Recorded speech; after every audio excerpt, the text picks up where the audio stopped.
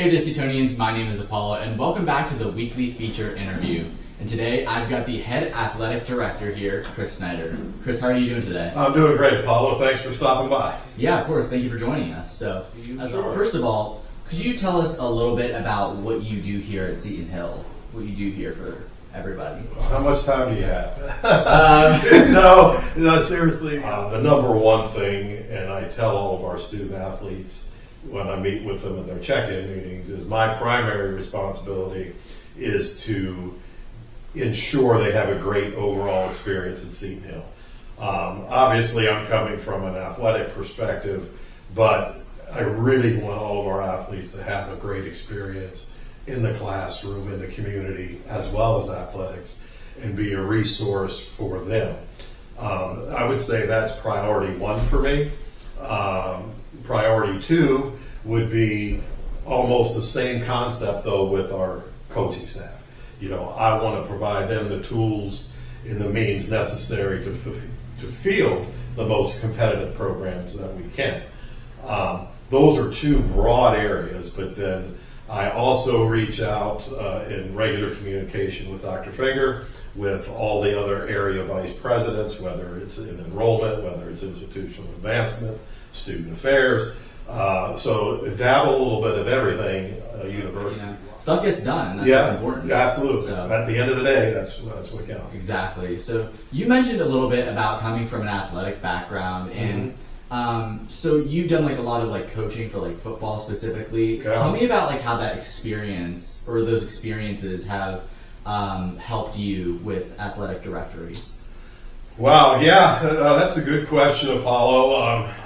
But as it translates into my current role, you know, I always think back years ago, I read a book by Bill Curry. He's a famous football coach, and it's 10 Men in the Huddle is the name of that. Every one of those players is different, you know, from different socioeconomic backgrounds, race, you know, religion, you know, rich, poor, urban, rural.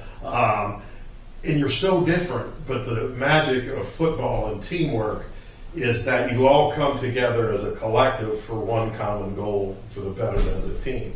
So I try to take that approach with leading the athletic department. Because at the end of the day, a leader wants to help people be successful. How can I help you become successful?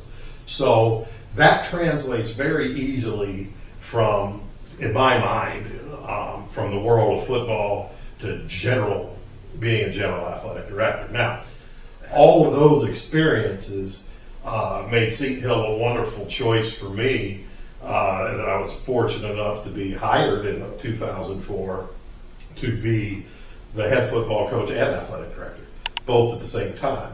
And the former president, Dr. Boyle, at the time, we had a conversation, we had a meeting, and she said, "Chris, let's split this. You know, pick which one you want. I don't care. You do what, you know." So it was a tough decision, but it's one I'm glad I made, and I'm obviously good.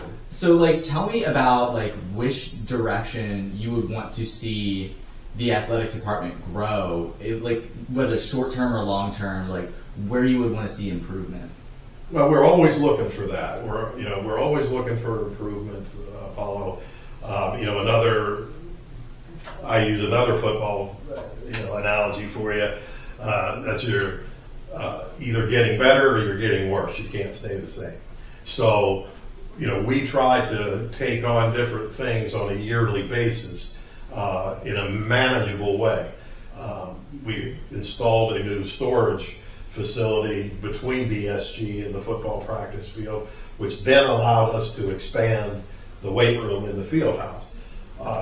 That's a fairly significant project that we were able to conquer in the summer.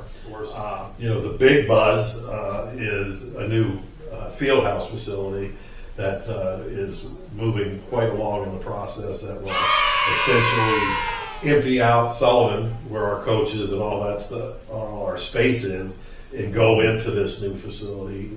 And it will also get wrestling out of 131 and get them into this new facility. So that's more longer term, but when I say longer term, that's a couple of years. So that's pretty quick. And so it's created a lot of excitement, you know. Well, hey, thank you very much for joining me here. Sure, absolutely. I really appreciate your insight and your experience here. Yeah, absolutely. Thank you very much for joining us on this week's feature interview. See you next time.